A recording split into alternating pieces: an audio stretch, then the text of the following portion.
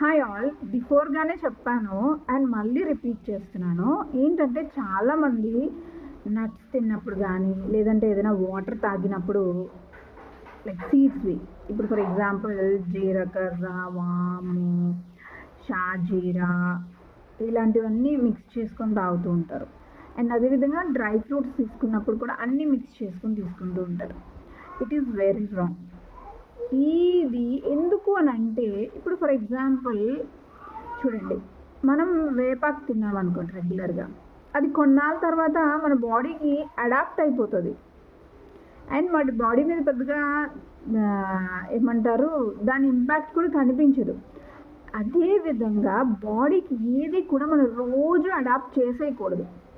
So అందుకనే రోజుకొకటి, like for example ఈరోజు జీరా powder water తీసుకున్నామంటే రేపు అజ్వైన్ది, అలా డిఫరెంట్ రోజుకొకటి మీరు తీసుకున్నప్పుడు దాని ఇంపాక్ట్ మన బాడీ మీద ఇంకా బాగా కనిపిస్తూ ఉంటుంది. ఇన్ఫ్లుయెన్సర్స్ లేకపోతే ఎవరో ఏదో చెప్పారు అని చెప్పేసి మీరు గుడ్డిగా ఫాలో అయిపోకండి.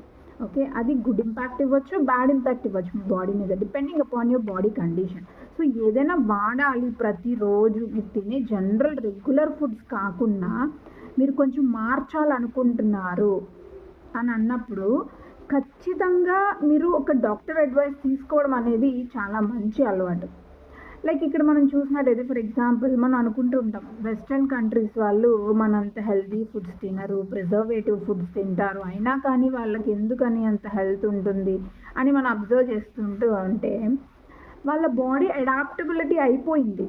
కొన్ని జనరేషన్స్తో వాళ్ళు దాన్ని అడాప్ట్ చేసుకున్నారు. బట్ మనం ఇప్పుడు మార్చుకోవాలి అంటే కొంచెం కొంచెంగా మార్చుకోవాలి అండ్ హెల్తీ వేలో మార్చుకోవాలి అండ్ అండర్ డాక్టర్ సజెషన్ మార్చుకోవడం అనేది చాలా మంచిది.